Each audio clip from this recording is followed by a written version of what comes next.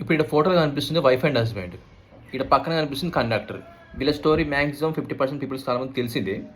But నాకు doubt ఉంది, అది నాకైనా అందరికీ అనేది క్లారిఫై కావాలి. ఇప్పుడు ఈ హస్బెండ్ ఒక ఇన్ఫ్లుయెన్సర్, నెలకు 5 లక్షల నుంచి ఒక 10 లక్షల దాకా సంపాదిస్తాడు, డబ్బుకి డోగానే లేదు.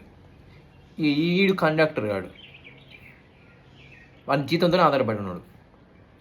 ఇప్పుడు ఈ హస్బెండ్ ఏమో అందగాడు, వీడేమో అంతంత మాత్రాన. ఇప్పుడు డబ్బు విషయంలో చూసుకుంటే మొగుడి గొప్ప, అందం విషయంలో చూసుకుంటే మొగుడి గొప్ప. మరి ఇంకెక్కడ మగతనమా? పోనీ అట్లా అనుకుందామంటే ప్రేమించి పెళ్లి చేసుకుంది, మగతనం గురించి పెళ్ళికి ముందే తెలుసు ఆవిడకు. అందం కాదు, డబ్బు కాదు, మగతనం గురించి ప్రాబ్లం కాదు. మరి ఇంకెక్కడ మీకు ప్రాబ్లం? ఇంకా అదృష్టం ఏంటంటే మొగుడిని చంపకుండా పోయింది.